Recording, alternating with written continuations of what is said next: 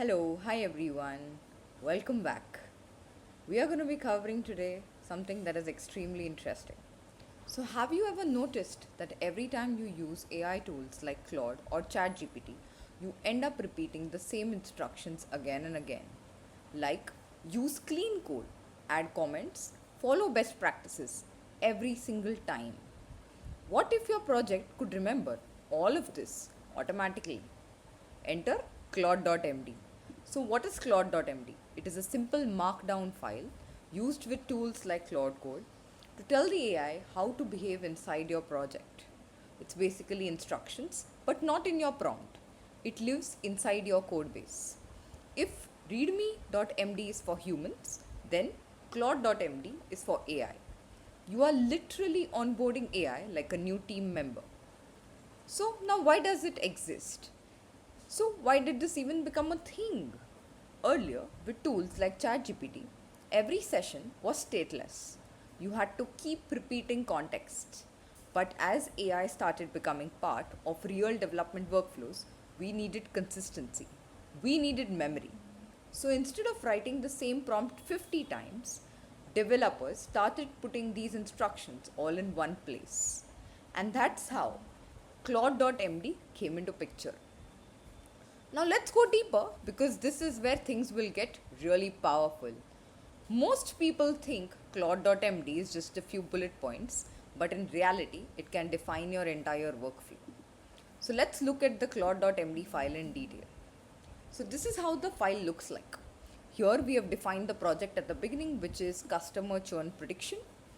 Next, we have mentioned the project overview, that this project predicts customer churn using structured customer data.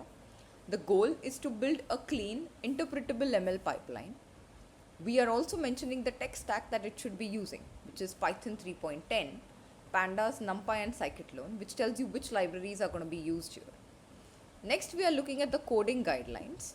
So, we are saying that follow PEP8 standards, use type hints in all functions, prefer readability over optimization. Next is write modular code. So, these are nothing but the coding guidelines which should be used.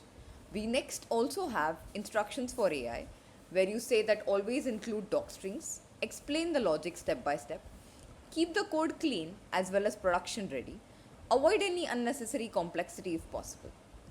Then we would also have some ML specific rules like perform the train test split, use cross validation when possible, show the evaluation metrics, accuracy, precision, recall, F1 score, prevent any kind of data leakage.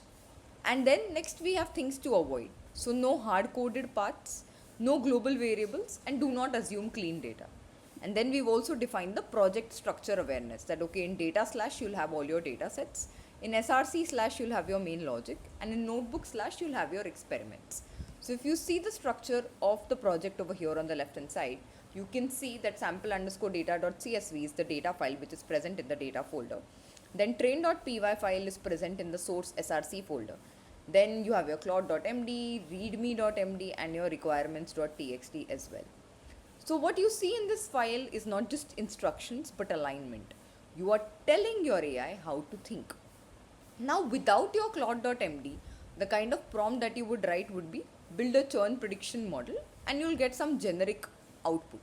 Now with this particular claude.md file that you've mentioned, you'll have a proper data split, you'll have the right kind of metrics mentioned, you'll have a better structure. We haven't changed the prompt, but we've changed the context that is being fed to the prompt. So, claude.md is your project's memory for AI. It reduces repetition, improves output quality, and makes AI reliable. So, this is a small change that will create a massive impact.